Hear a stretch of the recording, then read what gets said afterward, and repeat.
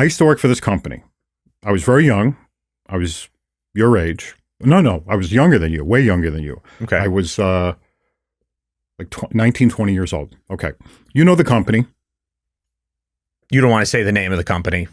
Well, what industry was it? It was in the produce industry. Okay. Yeah. Okay. So it wasn't a large company. It wasn't a public company. It was a privately held corporation, but it was a large company for that business. It was probably the largest one in that business.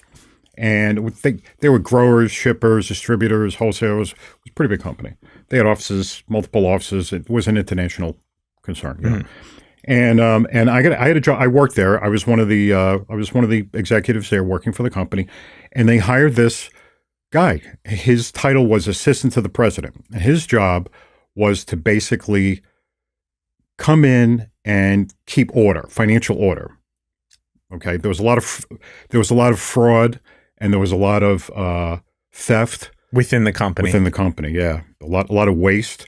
So his job was to come in because the president was getting, he's getting up in years, and the company was getting really large, and it was hard to manage. So he brought in this fellow, and nice guy, and his name was Bob.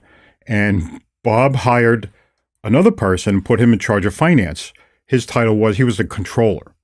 Okay. The controller is basically the overseer of all the finances of the company. It's kind of like a treasurer, but he's not a corporate officer. He's a controller. Okay. So, although I guess he can be an officer, but he wasn't. His job was to make sure everything was, it was to get rid of fraud, And I used to see it all the time. People were stealing left and right. And it was funny because he was a nice enough guy. Like they were stealing the product or office supplies? Yeah, I used to see a lot of that too. Okay. I used to see that. But they were still they were abusing like company accounts. Like for example, I had a so just taking money basically. Well, there was one guy that was running the computer section. Yeah. And we had this whole big giant IBM. It was called the IBM room. It was like, like what we could fit on a laptop now required a whole room. This is like the 70s. Yeah. Anyway, it turned out that he was pushing money into a personal account of his. Right. People didn't understand. Yeah. But he was like really smart, so he was a programmer. And things like that. And abusing expense accounts. Like I had an expense account. I had a company car. I had credit cards. I had, American Express, gas card. Didn't cost me anything to, my insurance didn't cost anything. I was allowed to eat out. I was told, hey, go eat in the best restaurants, stay in the best hotels when you travel, and all of that. And there was a lot of abuse going on within the company. So a lot of the money was falling through the cracks, and they wanted to find out where it was going. So they hired these guys. They came in. They were basically efficiency experts. One guy was an efficiency expert, and he hired a financial expert to figure out where all the holes were, where all the money was disappearing. And the interesting thing was that it sort of divided the company up, like personnel, employees. There was only about, in this particular office, I think there was only about 300 employees. It was a New York office. Yeah. But it divided everybody. Mm-hmm. Some people were for it and some people were against it. There were people who absolutely hated these two guys. Yeah. I mean, all they did was denounce their work. They were like, well, they're probably the ones who are abusing. Well, yeah. Well, I did notice system, that. Right? I know who the good guys were and who the bad guys were. I know who was stealing. I know who wasn't. And honestly, I'll tell you, I used to rat them out. Yeah. Yeah. But you couldn't catch them. You couldn't catch them half the time. Yeah. Right.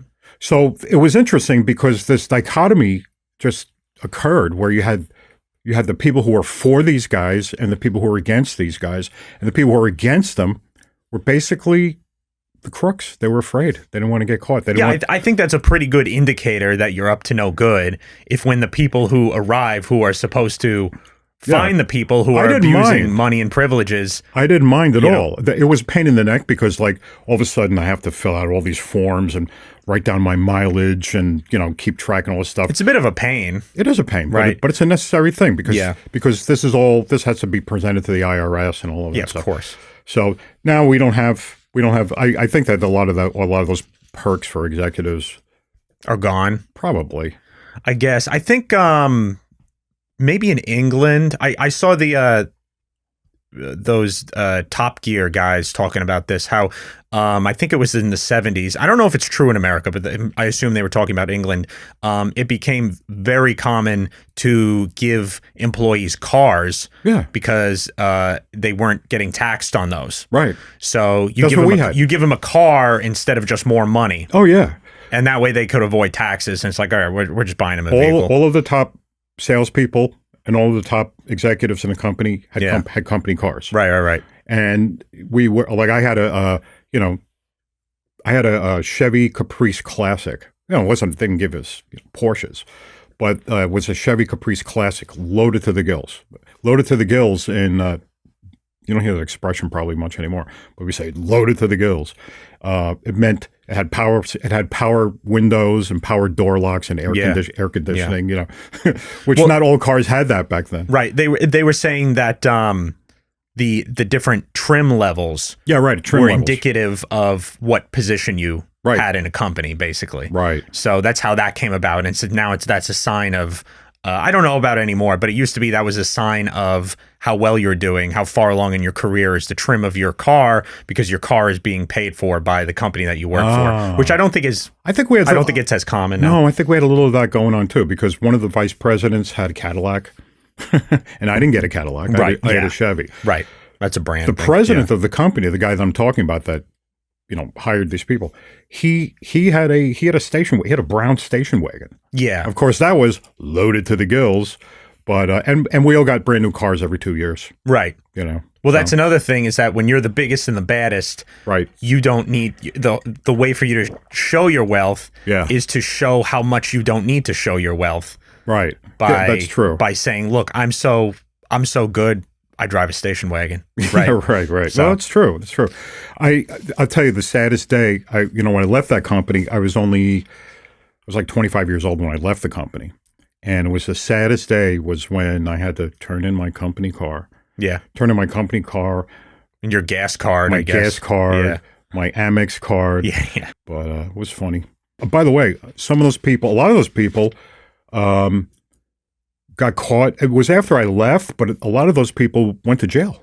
They got arrested. Oh, yeah? Oh, yeah. Some of them. Yeah. Some of them, yeah. They were stealing money. They were stealing product. They were stealing money. And, so getting rid of waste and fraud should not be something to be afraid of. No. Something that should be welcomed, much like we see going on now. Right. So I did want to talk to you about that. I thought you might. About Elon and... Yeah. Is it Doge or Doge? Doge. Is it Doge? I think it's Doge. Like the Doge of Venice? Doge of Venice? Yeah. I don't know. Doge is an Italian title of nobility. Oh, I didn't know that. Yes, which is completely unrelated. Do you know where that name comes from? Why Elon thinks it's so funny? Do you know what Doge is? Doge? The crypto. No, it goes beyond that. Oh. Do you know what it is? Do you know what the crypto is based on? There's Dogecoin. Yeah, Dogecoin. Do you know what Dogecoin is based on? I have no idea. Okay, Doge is a meme that goes back like 15 years. Okay. And we'll just get it up right now. I'll show you. It's like a little dog. You've never seen this? No. Okay, this was a meme when memes were first. This is like one of the earliest internet memes. Okay. I honestly am not 100% sure. I never found it that funny. This is Doge. That's Doge there. That's Elon. Oh, okay. No, that's Doge. That's Doge. I didn't know that. Yes, so that's the Doge meme, and basically you take that and you put text over it that isn't correct English, like so wow and much good, and I don't know, things like that. And that's the Doge meme, and that was a meme for some text messages I get. Yeah. So that.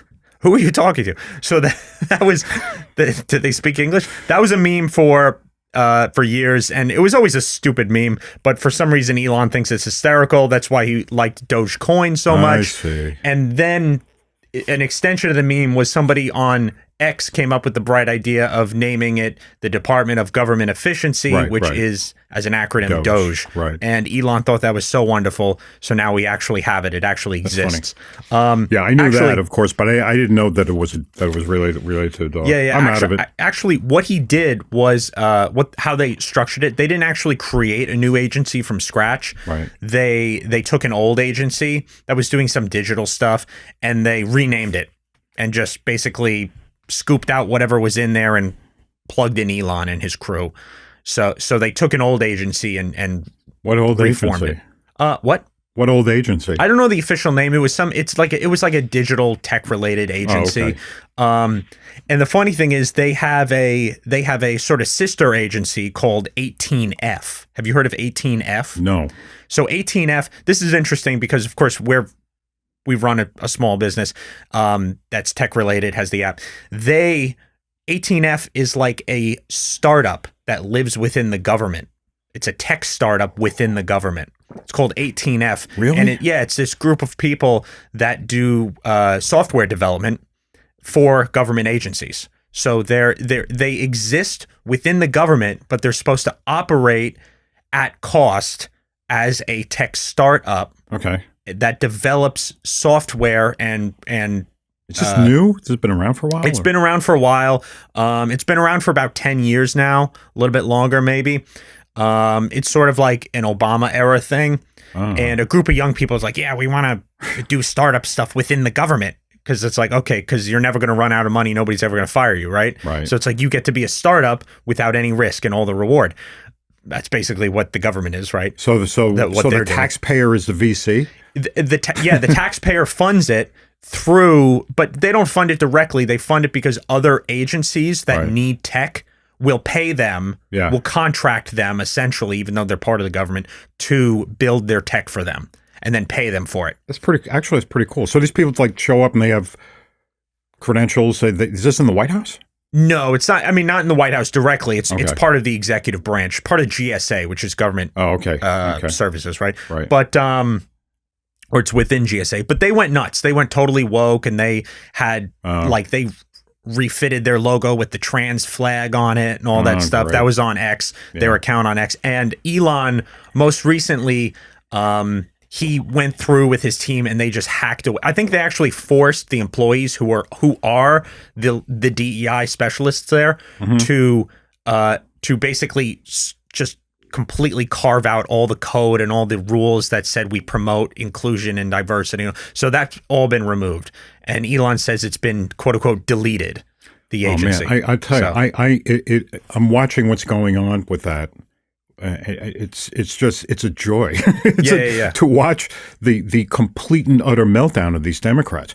These are the people that I'm talking about. These are the bad guys at the company that I was at who couldn't stand. Right. You know, the guy with the knife coming in to cut their perks. Well, what's weird is the media. You can tell the media is complicit on all this. Yeah, they don't like it because all they're doing is focusing on the people who are doing it instead of the actual things they're doing. I know, it's amazing. So, I mean, the story's been, it's all about these 20-year-olds, right? Yeah. Basically, Elon's got a bunch of 20-year-olds hacking away at this stuff. Sure. Which is great. Because, I mean, I've met guys like this in college. And these guys they're essentially super geniuses. They're almost like savant level, the people you meet like this who can do amazing things on a computer at such a young age. So they're so talented. And so if Elon can kind of rein them in and put them to work, which obviously that's what he's doing, because Elon was probably like that when he was young, they're going to do so much more, so much faster than anybody else ever could. But no one elected Elon. That's the weird thing. Nobody elected Elon, but so what? But he campaigned. He was literally on the campaign trail with Trump, as Trump said he's going to do this with Elon. Right. So you voted for Trump, who said he was going to put Elon in a position to do this. Right.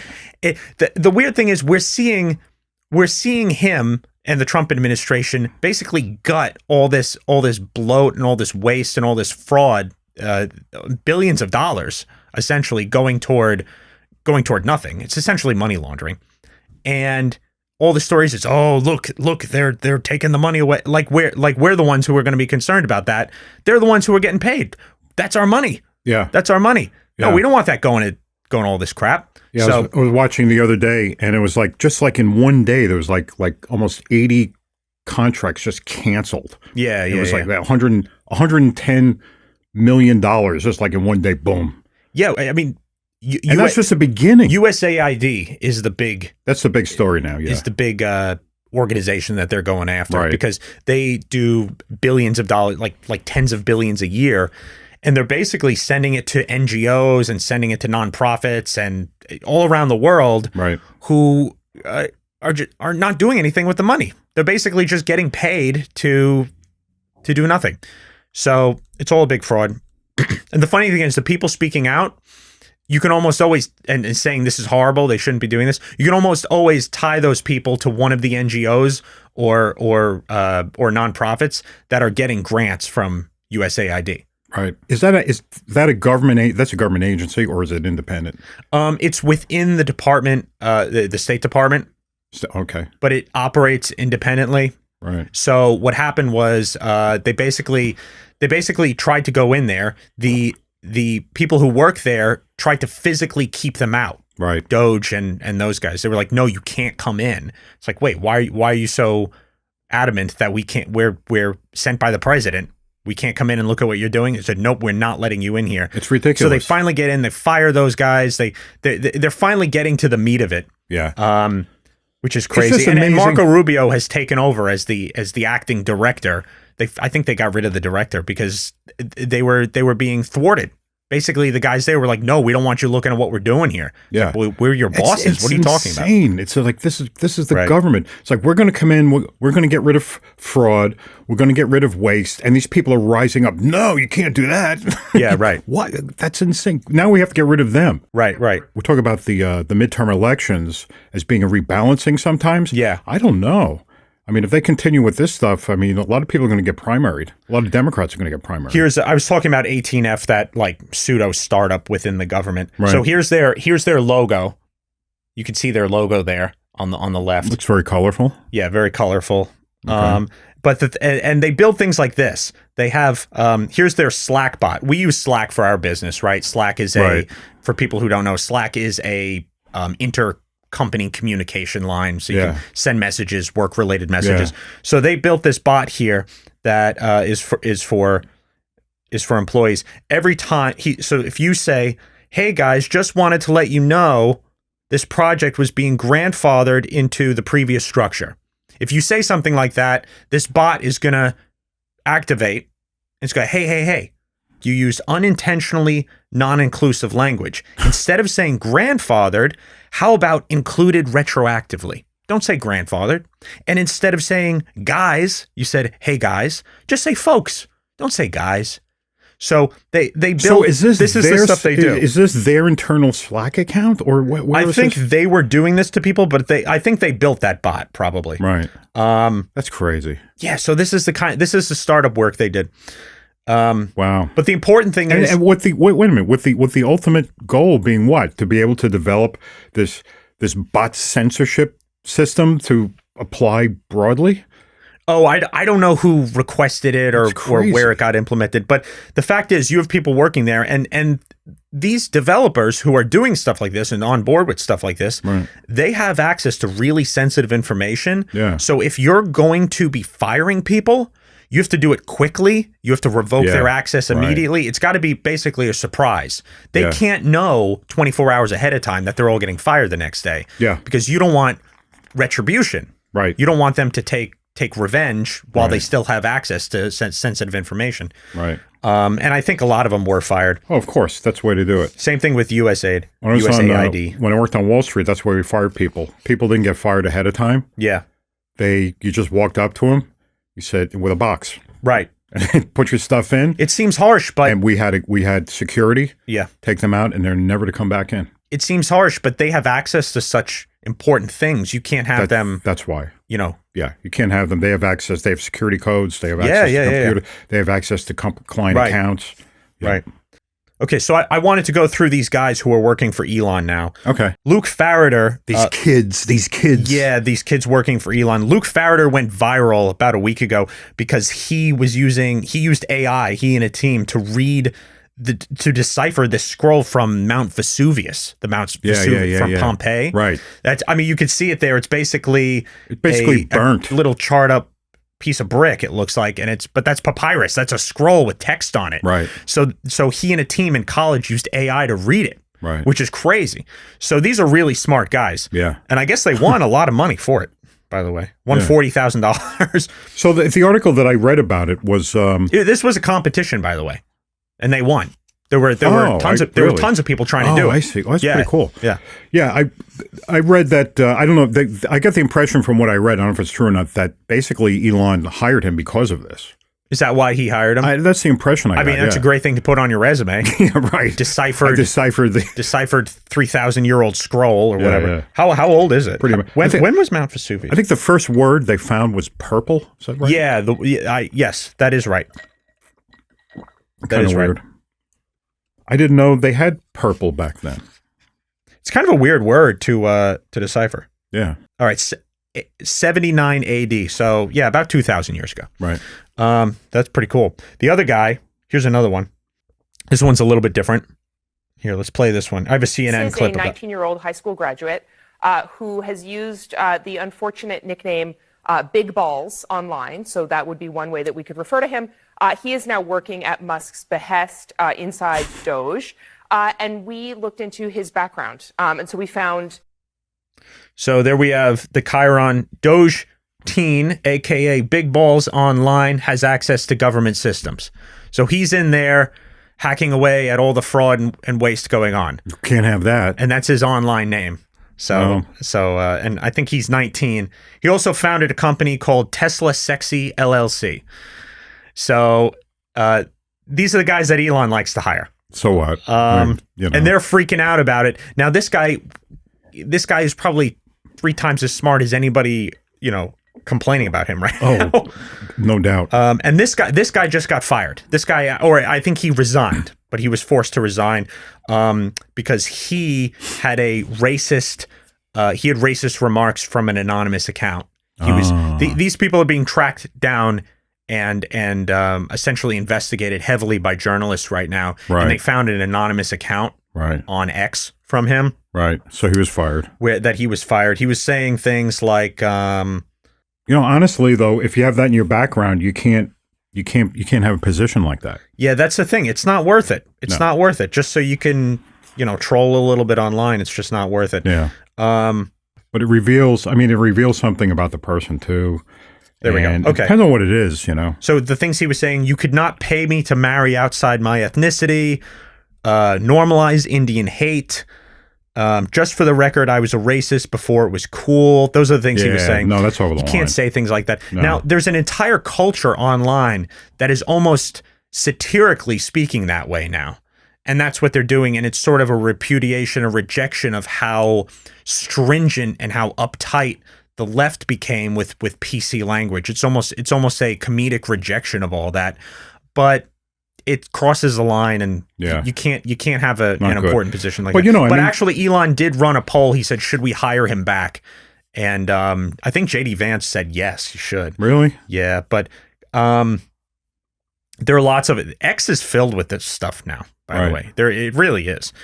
So anyway, these are some of the kids that Elon has working there, or did anyway. Now, I wanted to mention about what was it? The agency we were just talking about before, that Rubio?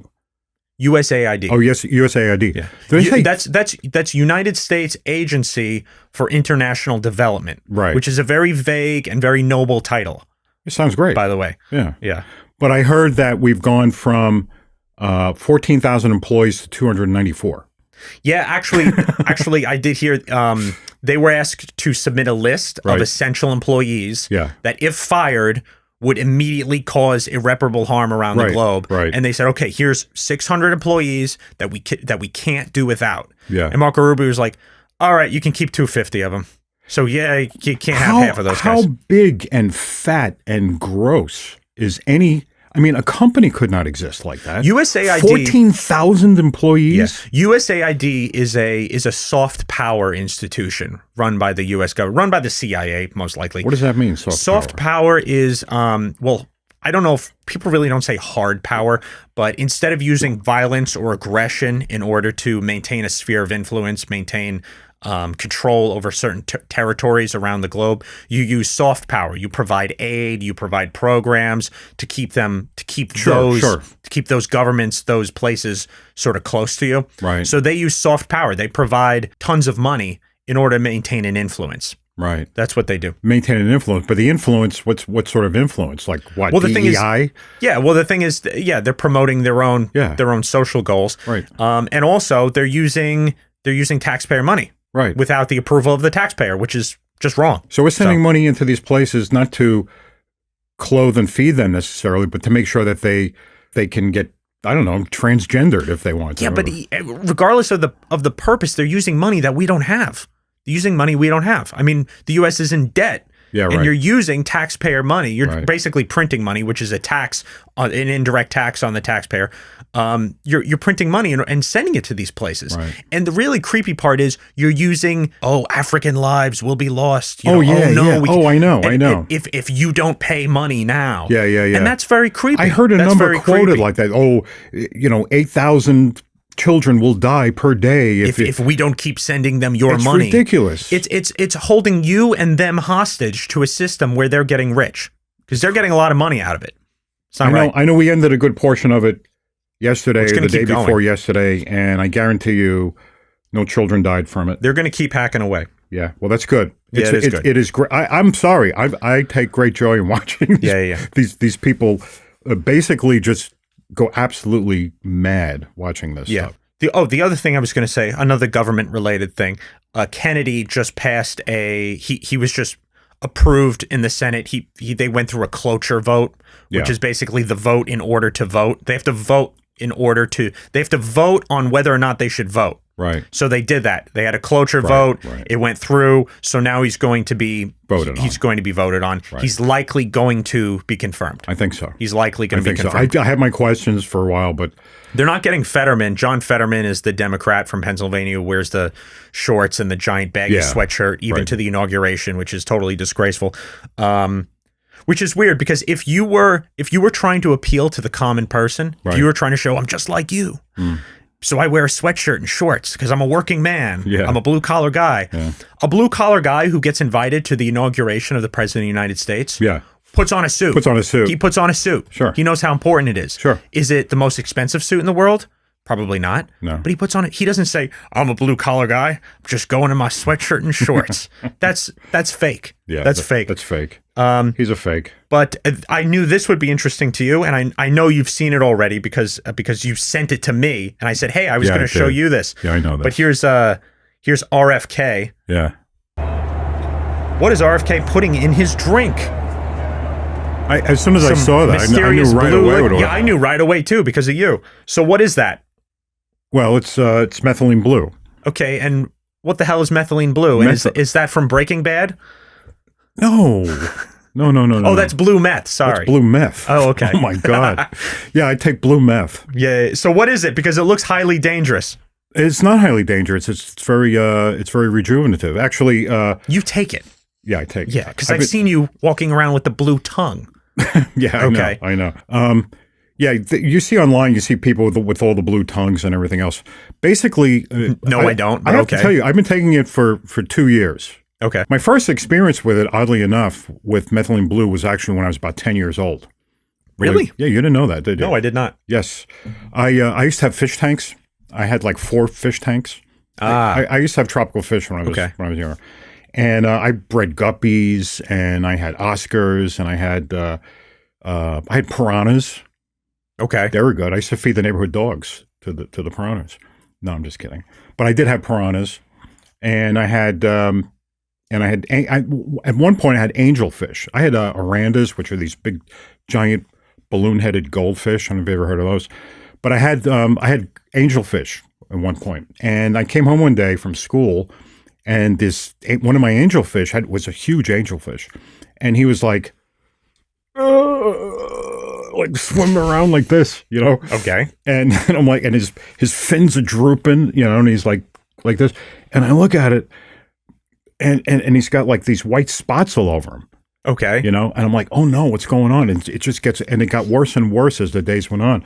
And after a couple of days, I said, I don't know what to do. I guess I just got to flush him down the toilet bowl, and and so I went down to the local pet shop in the Bronx. It was only a couple of blocks away from the house. And I told the guy, you please save my angel, because I bought the angelfish from him. That angelfish I bought, he's dying. He goes, what does he look like? And I did that impersonation, I guess. Okay. And then I told him, it was covered with little white spots. He goes, oh, he's got ick. And I went, ick. Okay. Ick. And I'm like, ick? He goes, yeah, he's got ick. That's a disease. It's called ick. All right. So he goes and he gets this little bottle. He goes, here, give him this. And follow the directions. He told me how to do it. And, I don't remember exactly what he said. I don't remember if he charged me for it, but he gave me this. He probably did. I had a financial arrangement with him. I used to sell him guppies. And by the way, after I had the ick fish, he never bought any more fish from me. But anyway, that's another story. I used to breed guppies and sell them to him. Anyway, I was a very enterprising young man. I took home this bottle of methylene blue. And the directions were I had to set them up in a little tank and put drops of methylene blue into the tank. And all these blue clouds formed, and then the water turned light blue. And I put the angelfish in it. Okay. Okay. And the next day, he was back to normal. I mean, the next day he was back to normal. Right. The fish. I couldn't believe it. So it cured him. It was totally rejuvenated. So does RFK have ick? RFK. Yeah, I saw him before. Did you ever see him before he took the methylene blue? Yeah, he was, and he had white spots all over him. No, he didn't. Yeah, I saw him walking down in Hyannis the other day. No. No, okay. So why do humans take it? Okay, humans. Well, I take it. Okay, because I don't actually know. I don't actually know why you take it. I started to notice that as I got older, working out in the gym, I wasn't able to keep up. I wasn't able to do, I don't know, I was just like tiring sooner. The same amount of exercise was not resulting in the same gains, muscle, and I just felt like something was going on. Like 1 o'clock in the afternoon, I was getting tired. I have to take a nap. Okay. And I noticed that on long drives, long trips, that I was getting like drowsy while I was driving. And I just felt a lack of energy. So I discovered that as you get older, your mitochondria begins to deteriorate. It doesn't function as well as it used to, which is extremely important. It needs oxygen, and with oxygen, it generates energy, basically, what they call ADP, which is responsible for your muscles and your nerves and everything else. And if your mitochondria isn't working properly, if it's malfunctioning or if it's breaking down, you will start to feel fatigue and feel less. Basically, it happens to everybody as they get older. Your mitochondria just begins to break down. Basically, it's like end of life stuff, and it starts when you're younger, but it just like keeps going. And I noticed it was like, I don't know, I'm just not keeping up. So I decided to try methylene blue, which is purported to restore your mitochondrial functioning and get that oxygen. It's been around for 100 years. Okay. They keep it in hospital emergency rooms. Yeah. People come in with, poisoning of some heavy metal poisoning or poisoning from people who work in commercial environments, and they get, and what happens is if you get poisoned that way, it cuts off your hemoglobin gets destroyed and it doesn't carry oxygen, and they give it intravenously, obviously. But it basically saves their lives. It gets oxygen back into the blood, back into the hemoglobin, and then that carries the blood to the brain and wherever. You have to have oxygen in your brain, otherwise you will, or everywhere, all of your vital organs, otherwise you'll die. And that's what it's used for now. I found that it actually works. And I took it for about a year, and I felt like when I say a year, every single day for a year. Put like 20 drops. If there's a formula that you use to formulate how much you're supposed to take a day, I took a very low dosage, which is like 20 drops. I think it's 0.5 milligrams per drop. And I would put like 20 drops in water and just drink it down. I sip it with a straw, otherwise my whole mouth turns blue. Yeah. You see these people online with like sticking out their tongues, showing, okay. It became very trendy. But it works. So how does RFK get rid of his blue tongue after? Well, he got rid of his ick, right? But how does he get rid of his? I don't know. I don't get rid of my blue tongue. Yeah. It just absorbs in. And Yeah. Now, the one thing, there is a little bit of a drawback. You pee bright green. Really? Bright green. So it turns your whole insides blue. It turns your insides blue, yeah. Yeah, that's weird. Yeah. I was getting a dental checkup, I don't know, last month. And there is I must have a filling or something in one of my teeth that actually this stained. Yeah. And she's like, what is this blue dot on your teeth?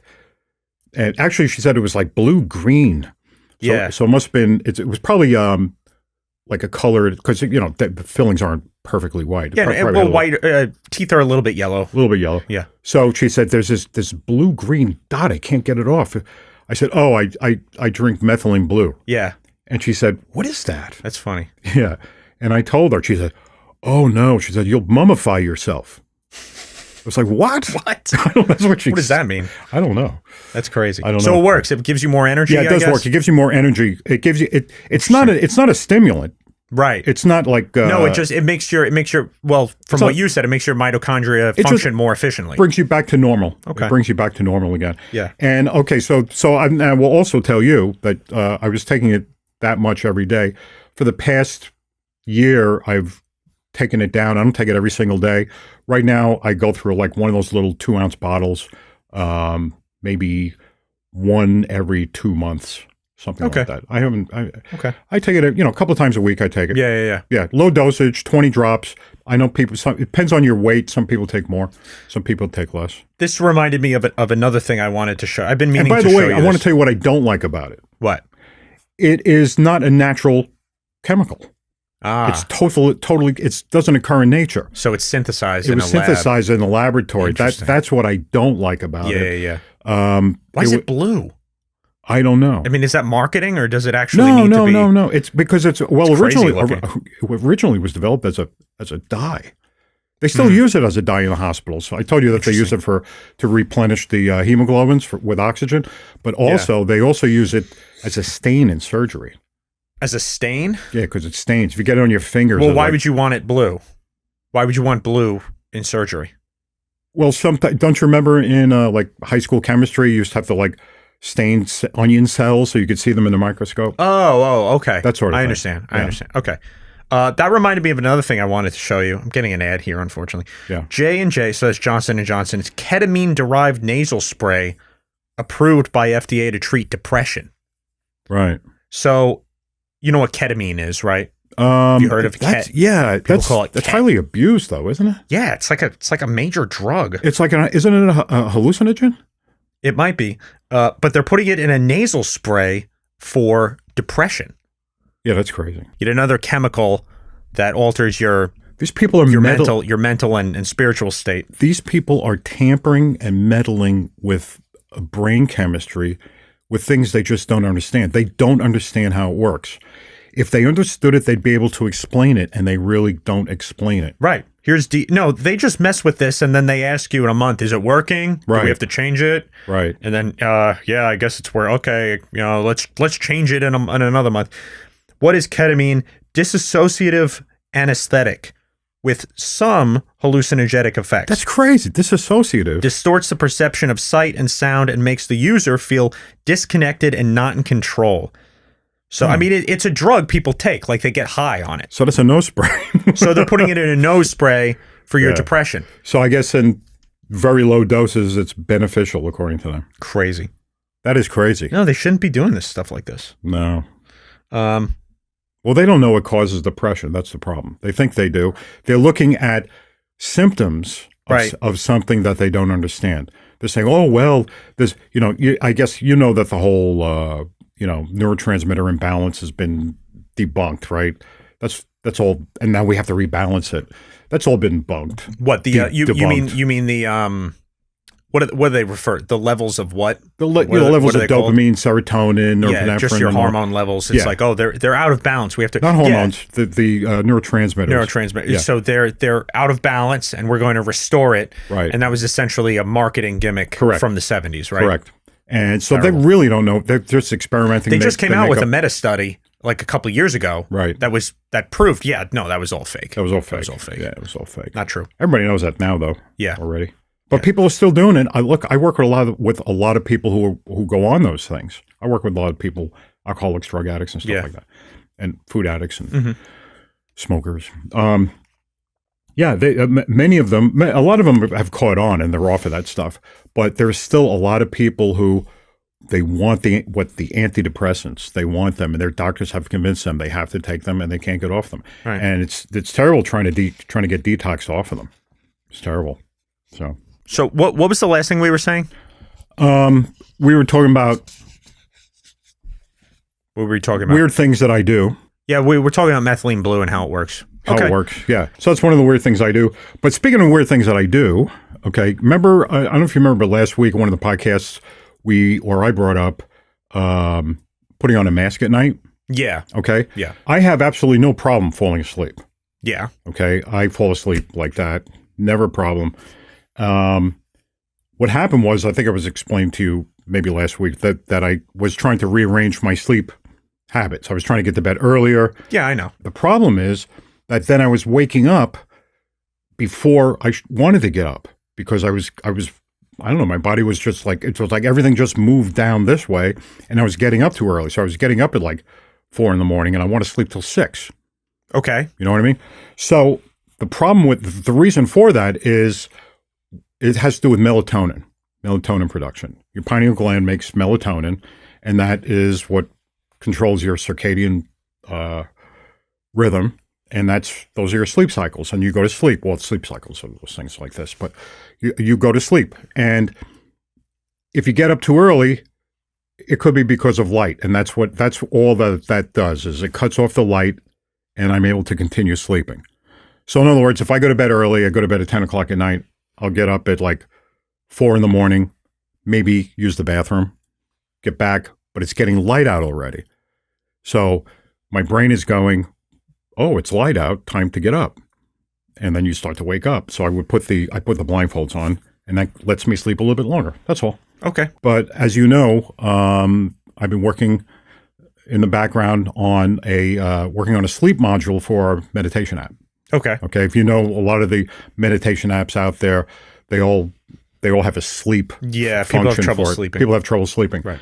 So in doing that research and trying to find out, not because I know a lot about it, I know a lot about sleep, but I know how to solve people's sleep problem. Okay. And it does have to do with the meditation. But in doing the marketing research on how to actually approach or who to approach, I wanted to find out who's having the problem. The people with the most problems sleeping are, number one, they don't live in the cities. They live in the suburbs or in the country. Okay. They are female. Okay. And the age groups are 12 to 25. In other words, high school and college girls. Okay. And the next, equally bad, equally large, the next group is women 60 and older. Okay. Which is pretty amazing. I don't know, all the women in the middle are doing okay. Now, that doesn't mean that no one 40 years old has a sleep issue, and doesn't mean men don't have sleep issues. But those are the largest groups of people that have sleep issues. And what would you say is the number one reason why people can't sleep? I'm going to guess stress. Their answer is, when they describe it, I can't stop thinking. Yeah. Yeah. Okay. I can't stop thinking. Right. You know? Okay. So that's why what I do helps, because I show people how to not stop thinking, but to step back from thoughts and be able to observe thoughts so that they don't get carried into the past and carried into the future. Because when you get carried into the past and carried into the future, if this happens while you're trying to sleep, it's not a good thing because you're not present, and those thoughts start to agitate your sympathetic nervous system, and you go into the fight-flight mode. Right? Yeah. And it could be little things. It could be a shopping list that you're trying to form, or it could be a conversation you need to have, or a financial concern, or a marital concern. When you're lost in thought, you're activating that side of your system, side of your nervous system, which makes you alert, makes you ready to fight or flee or fight. Yeah. And your parasympathetic nervous system is supposed to be regulating that. Okay. It tries and it does it, but it doesn't quite do it because you keep stimulating it with thoughts. So if you can step back from the thoughts, observe the thoughts, you disconnect that ability for it to activate that part of your nervous system, and then your parasympathetic nervous system can take over and do what you're supposed to do, what it's supposed to do, keep you regulated in reality, because you don't really have you really have to go to sleep. This problem is not really, you're not being attacked in that moment, and then you can fall asleep. Okay. Okay. So anyway, one of the weird things that I found out while doing this sleep research, right, is, and I'll go to 17. All right. Okay. So have you ever heard of Sleepmaxxing?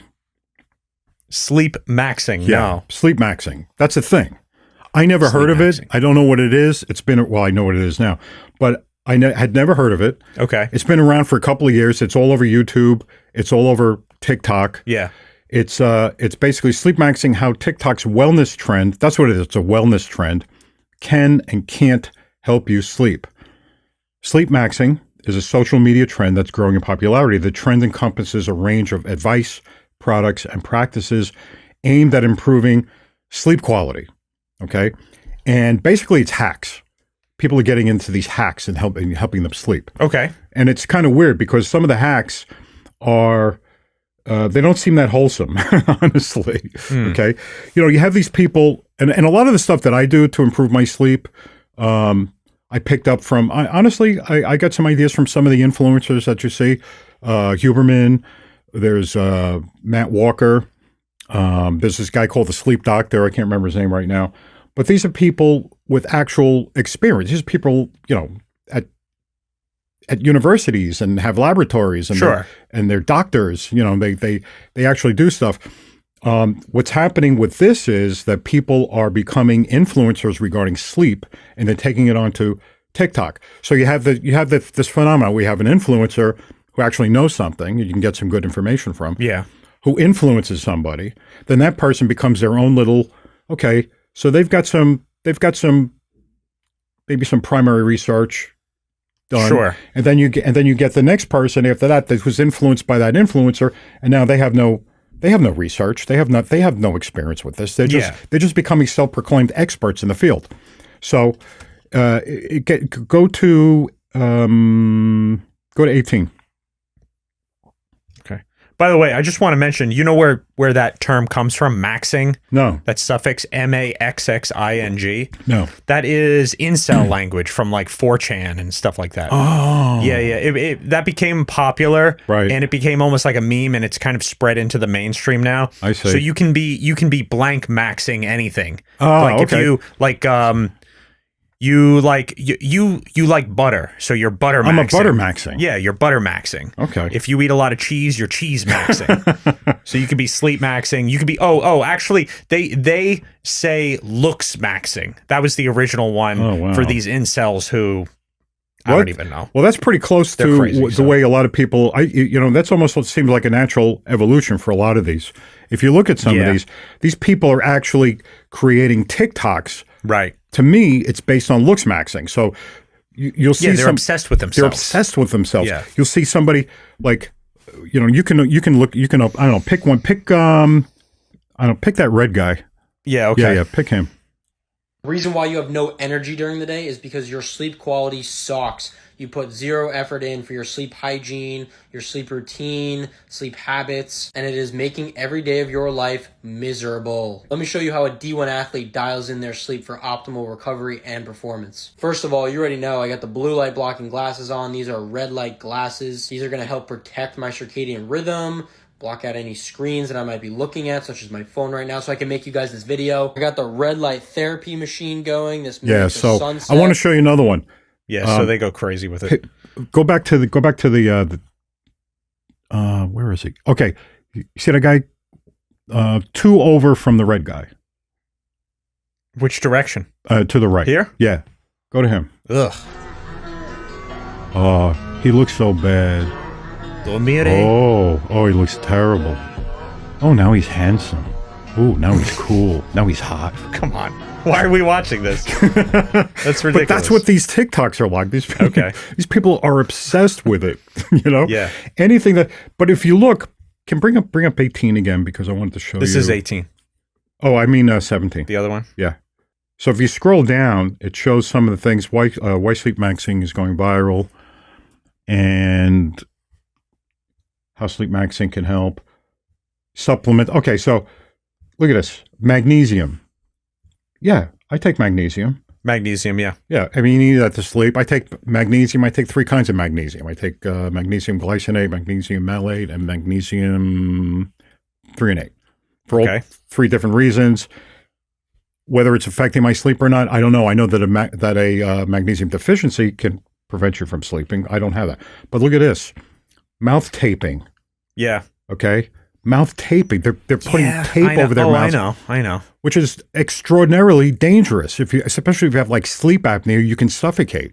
Really? Yeah. I just don't like the idea of it. There's something weird about it to me I don't want that. is off-putting. I don't even know You've about heard of the this? health You've stuff. heard of that? Oh yeah. I mean, you can buy tape designed for this. Like, it's not just Scotch tape. There's companies that sell mouth tape. I'm just thinking of duct tape. Well, people use tape, regular tape, but they sell mouth tape now. Oh, I didn't Companies know that. do it, and they have studies that back up why it's a good idea and why it's good for you. And the truth is, you want to be breathing through your nose. You really don't want to be breathing through your mouth. No. And for people who have, Nitrous oxide. congestive issues, that's helpful. But I just don't like the idea of masking my mouth. Something about it seems creepy to me. I would never do it.